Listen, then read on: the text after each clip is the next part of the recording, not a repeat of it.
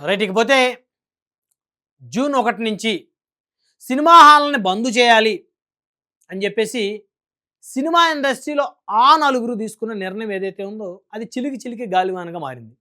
So, ఇప్పుడు cinema హాల్‌పై కూడా కొన్ని ఆంక్షలు విధించేందుకు మరి ఆ నలుగురు తెర వెనుక చేసిన కుట్ర ఏదైతే ఉందో అది మరి దీనికి అద్దం పడుతుందని చెప్పుకోవచ్చు. సో, ఇప్పుడు ఉప ముఖ్యమంత్రి పవన్ కళ్యాణ్ గారు, ఆంధ్రప్రదేశ్ రాష్ట్రానికి చెందిన ఉప ముఖ్యమంత్రి, అదేవిధంగా సినీ ఇండస్ట్రీలో అగ్రగామిగా ఉన్నటువంటి పవన్ కళ్యాణ్ గారికి సంబంధించి ఆయన సీఎంఓ, డిప్యూటీ సీఎంఓకి సంబంధించి, ఆంధ్రప్రదేశ్ డిప్యూటీ సీఎంఓకి సంబంధించి ఒక అఫీషియల్ ట్విట్టర్ పేజ్‌లో మరి సినిమా హాల్ మీద కొన్ని ఆంక్షలైతే విధిస్తున్నట్లయితే చాలా స్పష్టంగా వారైతే పోస్ట్ చేశారో. ఒకసారి చూద్దాం అసల ఏమేమి ఆంక్షలు విధిస్తా ఉన్నారు. ఎందుకంటే మరి జూన్‌లో 'హరిహర వీరమల్లు' విడుదల కూడా కానుంది. ఆ విషయం కూడా అందరికీ తెలుసు. మరి 'హరిహర వీరమల్లు'కి ముందు, ఆ సినిమా విడుదలకు ముందు 2 వారాల ముందు అంటే జూన్ 1వ తారీఖున సినిమా హాల్‌లో బంద్ చేయాలన్నటువంటి కుట్ర పన్నినటువంటి వాళ్ళ కుట్రని ఛేదించే పనిలో అయితే ఆంధ్రప్రదేశ్ ప్రభుత్వం ఉందని చెప్పుకోవచ్చు.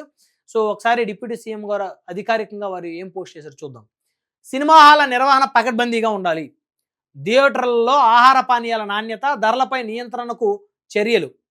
అంటే ఆహార పానీయాల నాణ్యత, ధరలపై నియంత్రణ. ఇప్పుడు మనం చూస్తే సినిమా హాల్‌కెళ్తే టికెట్ 500 పెట్టుకుంటే లోపలికెళ్ళిన తర్వాత వాటర్ బాటిల్ రూ. 70 పెట్టి కొనాల్సొస్తుంది. హాఫ్ లీటర్ వాటర్ బాటిల్ రూ.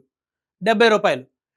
కనీసం ఏదన్నా ఒక సమోసా గానీ, అక్కడ ఇంకేదైనా కాఫీ గానీ కొనాలనుకుంటే ఏది కూడా రూ. 100కి 200కి తక్కువ ఉన్న పరిస్థితి లేదు. అంటే బయట రూపాయి అమ్మేది సినిమా థియేటర్‌లో రూ. 20 అమ్ముతున్నారు. హాఫ్ లీటర్ వాటర్ బాటిల్ బయట ఎంతండి? రూ. 10. రూ. 70, రూ. 80 అమ్ముతా ఉన్నారు సినిమా థియేటర్‌లో. అంటే టికెట్‌కి రెండింతలు అవుతుంది. సినిమా చూసేవారికి కుటుంబంతో కలిసిపోతే పొరపాటున దప్పికేని అంటే కుటుంబంలో నలుగురు వెళ్ళారంటే కనీసం 4 హాఫ్ లీటర్లు కొనుక్కున్నా కూడా వారికి దగ్గర దగ్గర రూ. 300 ఖర్చు అయిపోతుంది. ఓన్లీ మంచినీళ్ళకే. చాలా దుర్మార్గం. సో, ఇది మంచి నిర్ణయం అనుకోవచ్చు. థియేటర్‌లో ఆహార పానీయాల నాణ్యత, ధరలపై నియంత్రణ చర్యలు. నా సినిమా అయినా సరే టికెట్ ధరల పెంపు కావాలంటే ఫిల్మ్ ఛాంబర్ ద్వారానే ప్రభుత్వాన్ని సంప్రదించాలి. పవన్ కళ్యాణ్ గారు చెప్తున్నారు.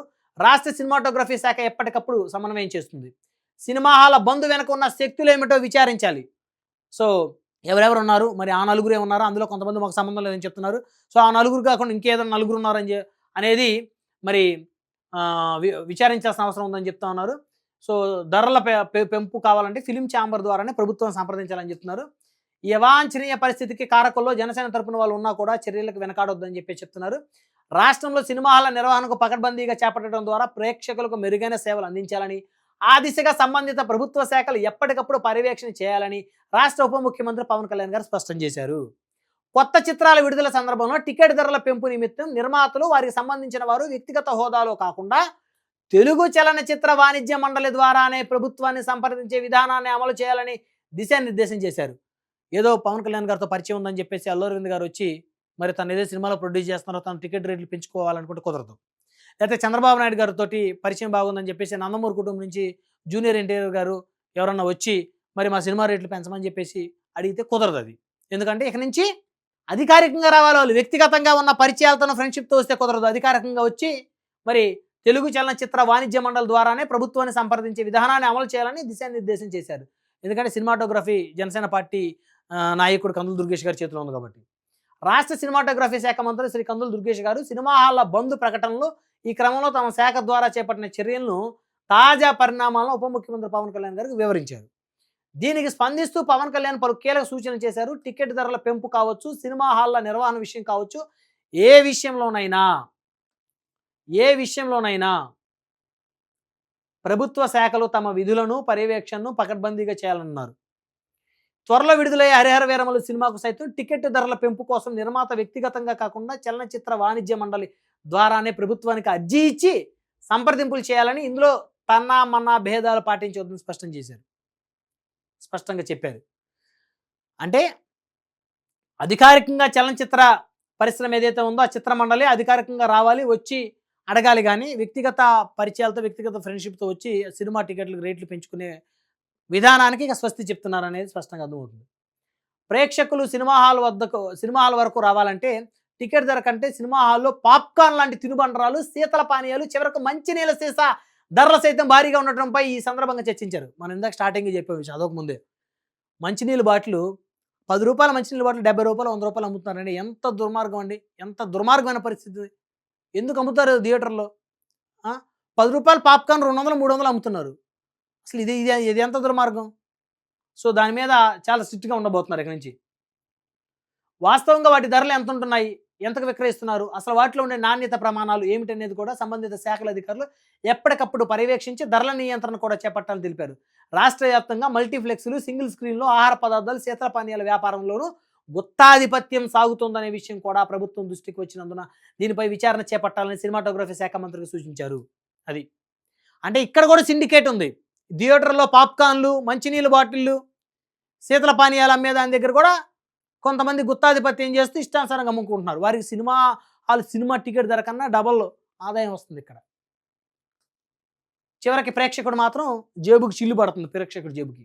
ప్రేక్షకులు కుటుంబ సమేతంగా సినిమా హాల్‌కు రావాలంటే తినుబండరాలు, పానీయాల ధరలు చూసి వెనకంజ వేసే పరిస్థితి రాకూడదని ఉప ముఖ్యమంత్రి అభిప్రాయపడ్డారు. మరి అంతేగా. మరి పిల్లల్ని వేసుకొని ఒక ఫ్యామిలీ వెళ్ళాలంటే వారికి మంచినీళ్ళు అవుతాయి, మధ్యలో కొనిపెట్టమని అడుగుతారు, ₹1000 వారికే అవుతాయి. సినిమా టికెట్ ధర ఎంత ఉందో దానికి రెండింతలు అక్కడ మధ్యలో పిల్లలకి ఏదైనా కొనిపెట్టుకోవాలంటే కుటుంబం పెద్ద జేబుకు చిల్లుబడే పరిస్థితి. సో దానివల్ల సినిమా థియేటర్‌కి పోవడం అనుకుంటున్నారు. ధరలు తగ్గితే ప్రేక్షకుల సంఖ్య పెరుగుతుంది, తద్వారా పన్ను ఆదాయం కూడా పెరుగుతుంది. ఈ అంశంపై పన్నుల శాఖతో పరిశీలన చేయించాలన్నారు. థియేటర్లో తాగునీటి ఏర్పాటు, పారిశుద్ధ్య నిర్వహణ అనేవి యాజమానుల కనీస బాధ్యతలని, వాటిని పాటించేలా స్థానిక సంస్థలు చూసుకోవాలంటున్నారు. సినిమా హాల బంద్ నేపథ్యంపై తెలుగు చిత్రరంగంలో సినిమా హాల బంద్ ప్రకటన వెలువడటానికి గల నేపథ్యం ఆ నలుగురు ప్రమేయం. ఆ నలుగురు తమకు సంబంధం లేదని ఇద్దరు నిర్మాతలు ప్రకటించారు. ఇప్పటికీ తూర్పుగోదావరి జిల్లాలోనే తొలుత బంద్ ప్రకటన వెలువడటం తదితర అంశాలు చర్చకు వచ్చాయి. బంద్ అంశంపై చేపట్టిన విచారణ పురోగతిని సినిమాటోగ్రఫీ శాఖ మంత్రి వివరించారు. బంద్ ప్రకటన వెనక జనసేన నాయకుడు ఉన్నారని ఒక నిర్మాత మీడియా ముందు ప్రకటించిన విషయంపైన చర్చించారు. ఈ ప్రకటన వెనుక ఒక సినీ నిర్మాత, సినిమా హాలు కలిగిన ఒక రాజకీయ నాయకుడి ప్రమేయం ఉన్నాయని సినిమా వర్గాలు చెబుతున్న క్రమంలో ఈ కోణంలో కూడా విచారణ చేయించాలని సినిమాటోగ్రఫీ శాఖ మంత్రి సూచించారు. అది ఆ నలుగురు నిర్మాతలని మనం చెప్పుకున్న నలుగురు ఇద్దరు ఆల్రెడీ వచ్చేసి మాకు సంబంధం లేదని చెప్పారు. ఆ ఇద్దరు ఎవరంటే అల్లు అరవింద్ గారు, దిల్ రాజు గారు. పవన్ కళ్యాణ్ గారి సినిమా ఆపేయటం దుస్సాహసమే, ఆ సాహసం ఏం చేయమని చెప్పేసి ఇద్దరు చెప్పారు. సో మిగతా ఇద్దరు ఎవరు అంటే ఆ నలుగురు అన్నారు కదా, మరి ఇద్దరు చెప్పారు కాబట్టి మరి మిగతా ఇంకెవరు, అసలు ఆ నలుగురు ఎవరు అనే దాని మీద విచారణ చేపట్టున్నారు. సినిమా రంగంలో అవాంఛనీయమైన పరిస్థితుల కారణమైన బంద్ అనే ప్రకటన వెనక కారణాలు తెలుసుకోవాలన్నారు. ఇందుకు కారకుల్లో జనసేన తరపు వాళ్ళు ఉన్న చర్యలకు వెనకాడొద్దన్నారు. మరి నిన్న ఒక ఆయన మీద ఆరోపణ వచ్చింది, జనసేన నేత మీద. ఆయన పార్టీ సస్పెండ్ చేసింది. ఆయన మీద నా ఆరోపణలు నిజం కాదని ప్రూవ్ చేసుకోవాల్సిన బాధ్యత ఆయనకు ఉంది. అంతవరకు ఆయన పార్టీ కార్యక్రమాలకు దూరంగా ఉండమన్నారు. నిర్మాతలను కావచ్చు, నటులను కావచ్చు, దర్శకులను కావచ్చు బెదిరింపు ధోరణిలో దారికి తెచ్చుకుని వ్యాపారాలు సాగించాలనుకునే అనారోగ్యకర వాతావరణానికి తావు ఇవ్వకుండా సినిమా వ్యాపారం సాగించే ప్రోత్సాహకర పరిస్థితులను ప్రభుత్వం తీసుకొస్తుందన్న విషయాన్ని తెలుగు చలనచిత్ర వాణిజ్య మండలికి, నిర్మాతల మండలికి, మూవీ ఆర్టిస్ట్ అసోసియేషన్కు, దర్శకుల సంఘాలకు తెలియజేయాలన్నారు.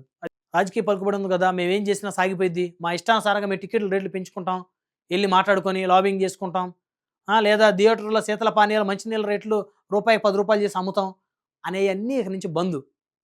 సో ప్రతిదీ కూడా చాలా పారదర్శకంగా జరిగే విధంగా చర్యలు తీసుకున్నారు.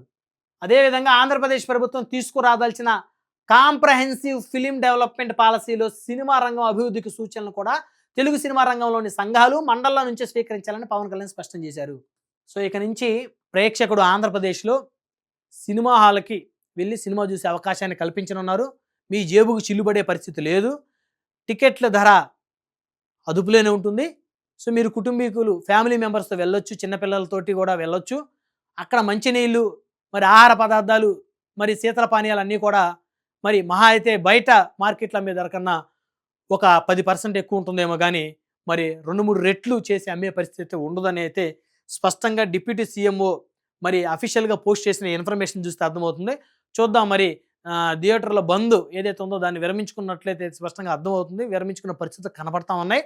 మరి హరిహర వీరమల సినిమాకి ఉన్న అడ్డంకులన్నీ కూడా తొలగిపోయే పరిస్థితి ఉంది. ఆ సినిమాతో పాటు మిగతా సినిమాలు కూడా ఇక నుంచి ఎలాంటి ఇబ్బందులు లేకుండా మరి సినిమా రంగం అభివృద్ధి దశగా ముందుకు వెళ్ళేందుకైతే మరి సినిమాటోగ్రఫీ శాఖ మంత్రి, అదేవిధంగా ఉప ముఖ్యమంత్రి అయితే పెద్ద ఎత్తున అయితే కృషి చేస్తున్నట్టయితే స్పష్టంగా కనపడతా ఉంది.